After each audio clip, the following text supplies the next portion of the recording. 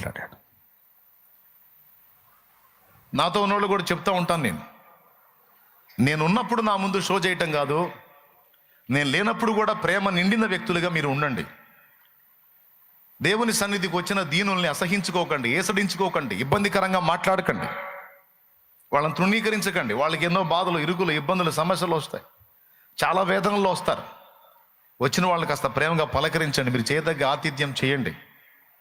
ఒకవేళ ఇబ్బంది పెట్టినా తట్టుకోండి. సేవ అంటే అదే. ఏ ఇబ్బంది లేకుండా, ఏ శోధన లేకుండా, ఏ ఒత్తిడి లేకుండా అంత ప్రశాంతంగా ఉంటుంది. సేవ ఎట్లా ఇది, త్యాగం ఎట్లా ఇది, సమర్పణ ఎట్లా ఇది. ఒరిజినల్గా ప్రేమ అంటేనే, సేవ అంటేనే అనేక రకాల ఒత్తిళ్లతో, నలుగుళ్లతో కూడిన వ్యవహారం. కాబట్టి మీరు వాటికి సిద్ధమై ఉండి వారిని ఆదరించినట్లయితే దేవుని మెప్పు పొందుతారు. అంతేగాని మనుషుల్ని కుక్కల్లాగా ఏసడించుకొని, ఎదిరించుకొని చండాలంగా వ్యవహరించడం అనేది దేవునికి నచ్చదు, నాకు నచ్చదు.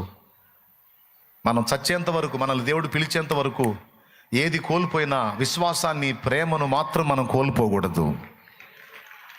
విశ్వాసాన్ని, ప్రేమను మాత్రం మనం కోల్పోకూడదని నా ఆత్మీయ బిడ్డలకు చెప్తూ ఉంటాను. ఎన్నోళ్ళు వింటారు, కొంతమంది విననోళ్ళు ఉంటారు.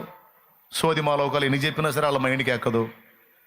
వాళ్ళు అని ఎదిరిస్తూ ఉంటారు. అంటే ఎక్కువ మంది ఉండరు, ఒకరిద్దరు అట్టంటి వాళ్ళు ఉండొచ్చు. ఎక్కువ శాతం మంది మాత్రం పాప అంకితమై పరిచర్య చేస్తూ ఉంటారు. వాష్రూమ్ శుభ్రం చేసే దగ్గర నుంచి ప్రతి పని నా బిడ్డలు చేస్తారు. నాకు దేవుడు అనుగ్రహించిన ఆత్మీయ బిడ్డలు. ఇప్పుడు ఇవన్నీ మీకు ఎందుకు చెప్తున్నానంటే, ఈ రాత్రి ముందుగా కృపా వరముల కంటే కూడా మించిన సర్వోత్తమమైన మార్గం, ఆత్మలకు రక్షణకరంగా, దేవునికి మహిమ తెచ్చే విధంగా మనకు ఉపయోగపడే దివ్యమైన సాధనం ప్రేమ. అమర్యాదగా నడువనిది, అపకారం చేయనిది, అన్నిటినీ ఓర్చునది, అన్నిటినీ తాళునది. అమర్యాదగా నడువనిది, అపకారం చేయనిది, అన్నిటినీ ఓర్చునది, అన్నిటినీ తాళునది. స్వప్రయోజనం చూసుకొననిది, సత్వరమే కోపపడనిది, వత్సరపడనిది, డంబము లేనిది, ఉప్పొంగనిది, ప్రేమ ఒక్కటే.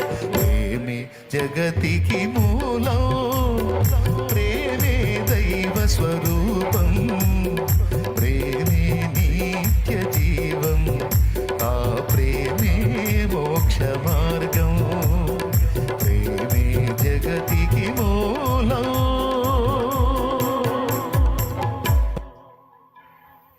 పాడటానికి బాగానే ఉంది, వినటానికి బాగానే ఉంది, ప్రేమ చూపటానికే బాధ.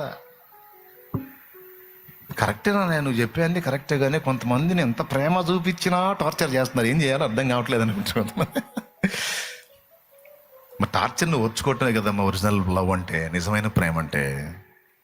నిన్ను బాగా చూస్తే నువ్వు బాగా ప్రేమించడం గొప్ప ఉంది, ఆడు ప్రేమించావు, నువ్వు ప్రేమించావు. ఆ టార్చర్ చేస్తే నువ్వు ప్రేమిస్తే కదా ఒరిజినల్ లవ్.